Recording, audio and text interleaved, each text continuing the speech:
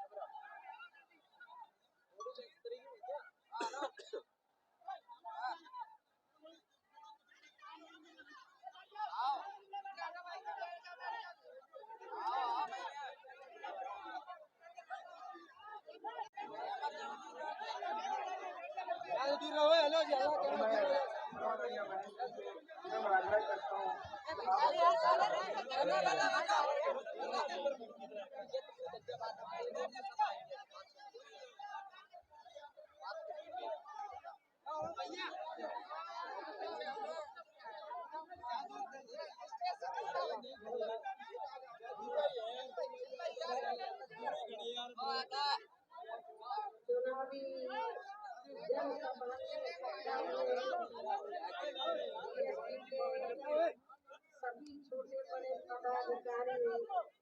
एवं कार्यकर्ता, आज आप लोग यहाँ के मध्य प्रदेश स्टेट में विधानसभा के लिए हो रहे आम चुनाव में अपनी पार्टी के उम्मीदवारों के समर्थन में मुझे सुनने के लिए यहाँ इकट्ठा हुए हैं, तो उसके लिए यहाँ सभी लोगों का हार्दिक आभार प्रकट करती हूँ। और मैं सबसे पहले अपनी पार्टी के संबंध में ये कहना चाहूँगी कि हमारी पार्टी ये चुनाव आपको मध्य प्रदेश में अधिकांश विधानसभा की सीटों पर पूरी तैयारी व दमदारी के साथ लड़ रही है। अर्थात हमारी पार्टी ने इस चुनाव में यहाँ केवल वाला जनतंत्र पार्टी को छोड़कर अन्य किसी भी पार्टी के साथ किसी भी प्रकार का कोई भी चुनावी समझौता आगे नहीं किया। इसके साथ ही हमने जीएसटी से जुड़ने की तादाद को ध्यान में रखकर फिर उसी अनुपात में ही यहाँ सर्व समाज के लोगों को टिकट दी। लेकिन अब मैं सो रहे विधानसभा चुनाव में आप लोगों का ध्यान अपनी पार्टी बीएसपी को कामयाब बनाने के लिए कुछ जरूरी बातों की तरफ चलाना चाहती हूँ। और इस संबंध में सबसे पहले मैं आप लोगों को ये कहना चाहूँगी कि अपने देश को आजाद हुए और भारतीय संविधान को भी लागू हुए अब यहाँ बरसों बीत चुके हैं। और इस लंबी अवधि में केंद्र में आपके प्रदेश में भी यहाँ विभिन्न विरोधी पार्टियों की सरकारें रही, लेकिन मुख्य बात यह है कि इस दौरान यहाँ सभी विरोधी पार्टियों की नई सरकारों ने आपके प्रदेश में ही पूरे देश में भी सर्वसमाज विशेषकर दलितों, आदिवासियों, पिछड़े वर्गों, मुस्लिम व अन्य धार्मिक अल्पसंख्यकों के साथ साथ गरीबों, मजदूरों, किसानों, व्यापारियों एवं अन्य मेहनतकश लोगों का भी पूर्ण रूप से विकास व उत्थान आदि नहीं हो सका है। जिनकी सरकारों की नीतियों व कार्यशैली को अब इन्हें और ज्यादा आजमाने की जरूरत नहीं है। और इस मामले में खासकर मैं दलितों, आदिवासियों व अन्य पिछड़े वर्गों के लोगों को ये भी बताना जरूरी समझती हूँ कि इन्हें परम पूज्य बाबा साहब डॉक्टर भीमराव अम्बेडकर के कड़े संघर्ष एवं अथक प्रयासों से भारतीय संविधान के तहत मिले कानूनी अधिकारों में से खासकर सरकारी नौकरियों में जो आरक्षण की सुविधा मिली है, तो उसे भी यहाँ शुरू से ही इन वर्गों के प्रति हीन व जातिवादी मानसिकता रखने वाली सभी विरोधी पार्टियों की रही सरकारें प्रभावहीन बनाने में तथा इसे अब धीरे धीरे खत्म करने की भी पूरी कोशिश में लगी हुई है। यही मुख्य वजह है कि देश में आजादी के बाद व शुरू में केंद्र में अधिकांश राज्यों में भी काफी लंबे समय तक सत्ता में आसीन रही कांग्रेस पार्टी ने और अब पिछले कुछ वर्षों से केंद्र एवं काफी राज्यों में भी बीजेपी व अन्य विरोधी पार्टियों की रही सरकारों ने इनका यह आरक्षण का कोटा अभी तक भी पूरा नहीं किया है। पदोन्नति में आरक्षण को तो इन्होंने मान्य कोर्ट की आड़ में काफी हद तक खत्म ही कर दिया है और इस मामले में लगभग यही खराब स्थिति हमें यहाँ के मध्य प्रदेश स्टेट में भी देखने के लिए मिल रही है। इसके साथ ही अब इन वर्गों के लोगों को प्राइवेट सेक्टर में आरक्षण दिए जाने की व्यवस्था किए बिना ही केंद्र व राज्यों में भी ज्यादातर सरकारी कार्य यहाँ प्राइवेट सेक्टर के जरिए देश के अधिकांश बड़े बड़े पूंजीपतियों व धन्ना सेठों को ही दिए जा रहे हैं, जिसके कारण अब पूरे देश में इन वर्गों के लोगों को आरक्षण का बहुत कम ही लाभ मिल पा रहा है और इससे अब पूरे देश में दलितों व आदिवासियों के साथ साथ अन्य पिछड़े वर्गों को भी काफी ज्यादा नुकसान हो रहा है। जबकि अन्य पिछड़े वर्गों के लोगों को ये भी मालूम होना चाहिए कि इन्हें जो आरक्षण की सुविधा मिली है अति पिछड़े वर्ग के लोगों को ये देन कांग्रेस पार्टी की नहीं है, बीजेपी एंड कंपनी के लोगों की नहीं है, बल्कि बहुजन समाज पार्टी की। आप लोगों को मैं याद दिलाना चाहती हूँ कि जो अति पिछड़े वर्ग के लोग हैं इनको SC ST की तरह आरक्षण दिलाने के लिए हमारे लोगों ने बहुत पहल की, पार्टी ने बहुत पहल की। मंडल कमीशन की रिपोर्ट आई इसको लेकर, केंद्र में कांग्रेस पावर में थी लेकिन कांग्रेस ने इसे लागू नहीं किया। आज जो कांग्रेस पार्टी के नेता ये बढ़ चढ़ के बात कर रहे हैं कि जातीय जनगणना होनी चाहिए, किस मुंह से ये लोग जातीय जनगणना की बात कर रहे हैं? जिन्होंने अति पिछड़े वर्ग के लोगों को आरक्षण नहीं दिया, मंडल कमीशन की रिपोर्ट लागू नहीं की, तो वो जातीय समीकरण, वो जातीय जनगणना की जो बात कर रहे हैं वो केवल अति पिछड़े वर्ग के लोगों को गुमराह करने के लिए। इसलिए अति पिछड़े वर्ग के लोगों को मैं ये बताना चाहती हूँ कि आप लोगों को इस किस्म की पार्टियों से जो हवाई बातें करते हैं उनसे बहुत सावधान रहना है, क्योंकि अन्य पिछड़े वर्ग के लोगों को ये मालूम होना चाहिए इन्हें मंडल कमीशन की रिपोर्ट के तहत आरक्षण की ये सुविधा केंद्र में कांग्रेस पार्टी की रही सरकार में नहीं मिली है, बल्कि बीएसपी के कड़े संघर्ष एवं अथक प्रयासों से ही केंद्र में रही श्री बीपी सिंह की सरकार में इन्हें ये सुविधा मिली है, जिसका अब यहाँ जातिवादी विरोधी पार्टियों की सरकारें इन्हें पूरा लाभ नहीं दे पा रही हैं। इसके साथ ही श्री बीपी सिंह की सरकार में इन वर्गों के मसीहा परम पूज्य बाबा साहब डॉक्टर भीमराव अंबेडकर को भी यहाँ भारत रत्न की उपाधि से सम्मानित किया गया है, जिसके लिए वो हर प्रकार के पात्र भी थे, जो बहुत पहले ही इनको ये सम्मान मिल जाना चाहिए था, जिसके लिए विशेषकर कांग्रेस पार्टी प्रमुख तौर से जिम्मेवार व कसूरवार भी है। इससे इन वर्गों के प्रति इस पार्टी की हीन व जातिवादी मानसिकता साफ झलकती है, जिसने फिर इनके कारवां को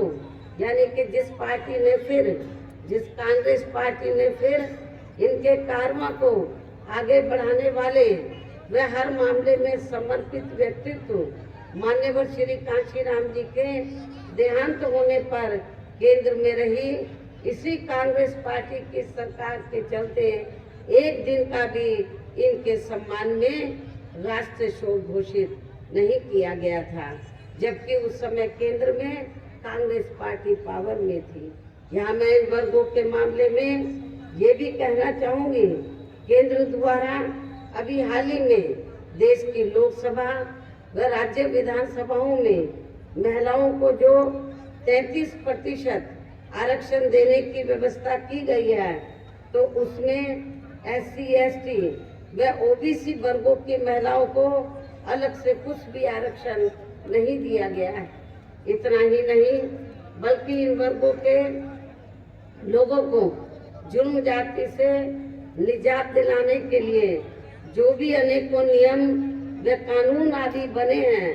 तो उन पर भी केंद्र व अधिकांश राज्यों की भी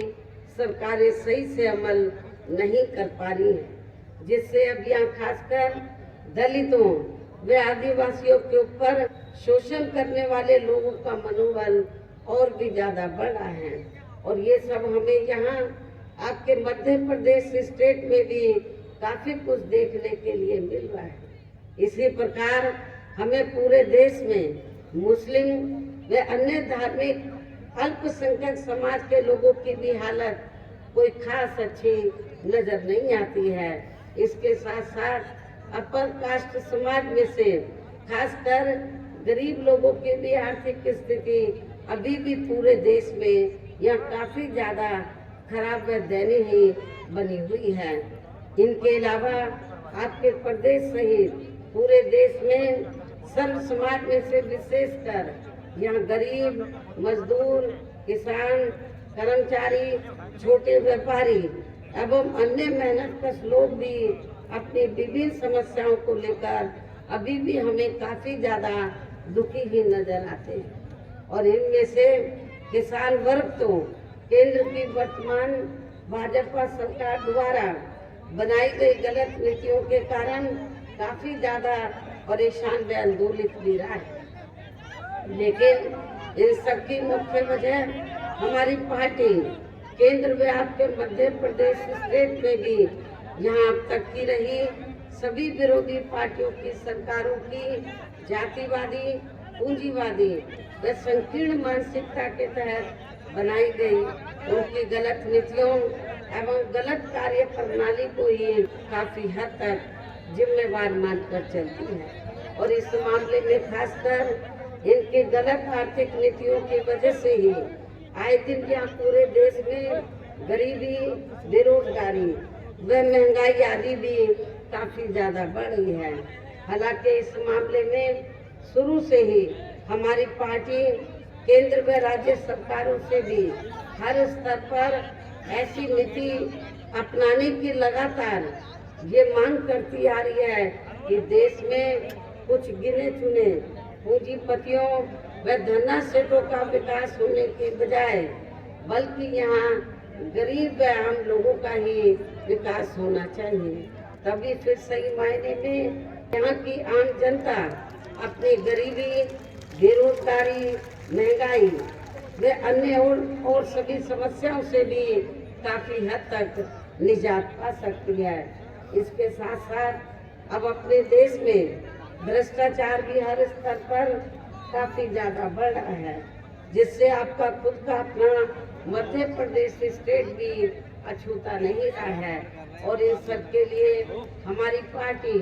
आजादी के बाद से लेकर अभी तक केंद्र व देश के अधिकांश राज्यों में तथा आपके खुद के अपने मध्य प्रदेश स्टेट में भी ज्यादातर सत्ता यहाँ गलत पार्टियों में से खासकर कांग्रेस, बीजेपी व इनकी सहयोगी पार्टियों के हाथों में ही आने को मानकर चलती है। और इन सभी विरोधी पार्टियों को हमारी पार्टी इसलिए भी जिम्मेवार मानकर चलती है क्योंकि आजादी के बाद से लेकर अभी तक लगभग ये सभी विरोधी पार्टियां केंद्र व देश के अधिकांश राज्यों में भी ज्यादातर यहाँ बड़े बड़े पूंजीपतियों व धनरा सेठों की ही आर्थिक मदद से सत्ता में आती रही हैं और सत्ता में आ जाने के बाद फिर ये पार्टियां अधिकतर मामलों में अपनी आर्थिक एवं अन्य सभी नीतियां यहाँ आम जनता की समस्याओं को दूर करने के हिसाब से तैयार नहीं करती हैं, बल्कि देश के उन बड़े बड़े पूंजीपतियों व धनरा सेठों को ही फायदा पहुंचाने के हिसाब से अपनी अधिकांश नीतियां तैयार करती हैं, जिनके धन व बल से चुनाव लड़कर ज्यादातर ये पार्टियां केंद्र व आपके राज्य सहित देश के अन्य राज्यों में भी अभी तक यह सत्ता में आती रही हैं, जिसके कारण ही अब पूरे देश में व आपके खुद के अपने प्रदेश में भी अभी भी हमें यहाँ सर्व समाज के लोग अधिकांश मामलों में अपनी विभिन्न समस्याओं को लेकर काफी ज्यादा दुखी व परेशान ही नजर आते हैं, जबकि पूरे देश में बीएसपी ही अकेली एक ऐसी पार्टी है जो विरोधी पार्टियों की तरह देश के बड़े बड़े पूंजीपतियों व धनरा सेठों की आर्थिक मदद से नहीं, बल्कि अपनी पार्टी के ही आम कार्यकर्ताओं की आर्थिक मदद से चुनाव लड़कर यहाँ केंद्र व राज्यों की सत्ता में आना चाहती हैं, ताकि हमारी पार्टी सत्ता में आने के बाद फिर बिना किसी दबाव के वे आजाद होकर सर्व समाज के लोगों की सभी समस्याओं का समाधान करके उन्हें हर मामले में व हर स्तर पर यह खुशहाल बना सके। और इसी आधार पर चलकर ही आबादी के हिसाब से देश के सबसे बड़े प्रदेश उत्तर प्रदेश में 4 बार हमारी पार्टी ने अपने नेतृत्व में वहाँ सरकार भी बनाई है और हमने अपनी सभी चारों रही सरकारों में अपनी पार्टी की विचारधारा एवं सिद्धांतों के तहत चलकर वैसे तो वहाँ सर्व समाज के हितों का पूरा ध्यान रखा है, लेकिन सभी मामलों में प्राथमिकता पहले हमने वहाँ सर्व समाज में से विशेषकर उन कमजोर एवं उपेक्षित तथा गरीब व असहाय लोगों को ही दी है, जिनकी वहाँ हर मामले में व हर स्तर पर सभी विरोधी पार्टियों की रही सरकारों में उनकी हीन जातिवादी संकीर्ण व पूंजीवादी सोच होने के कारण काफी ज्यादा उपेक्षा की गई है। इसके साथ हमने उत्तर प्रदेश में गरीब एवं बेरोजगार लोगों को दूसरी पार्टियों की रही सरकारों की तरह मामूली सा बेरोजगारी भत्ता न देकर उन्हें बड़ी तादाद में सरकारी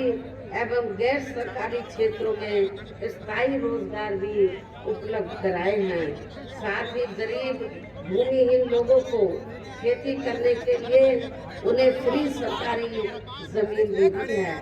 जिससे वहाँ लाखों गरीब लोगों को फायदा पहुँचा है।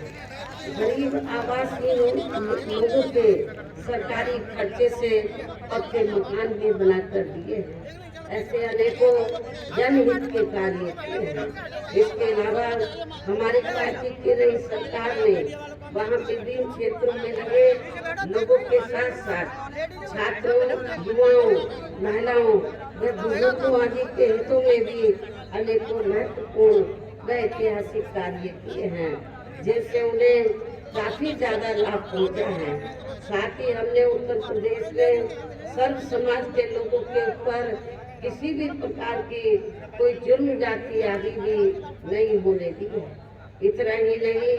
बल्कि हमारी पार्टी की नई सरकार ने वहाँ अपने देश में दलित एवं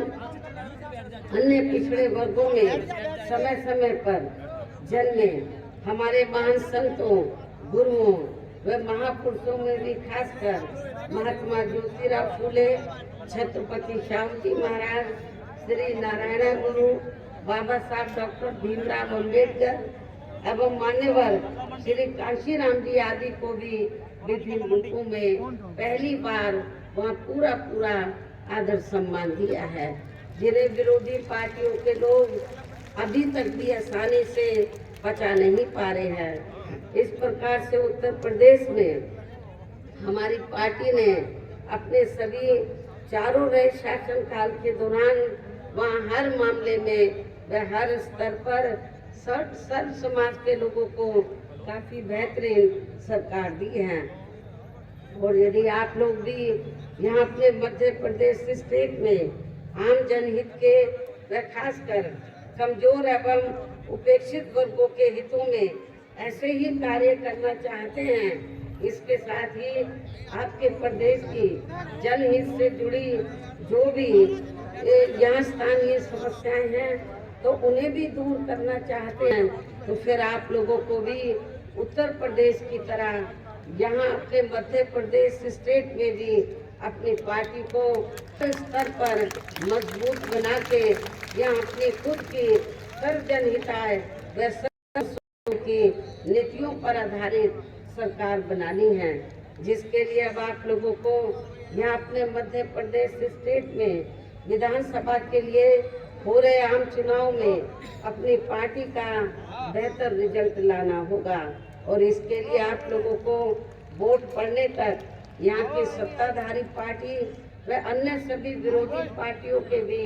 साम दाम दंड भेद आदि अनेकों हथकंडों से भी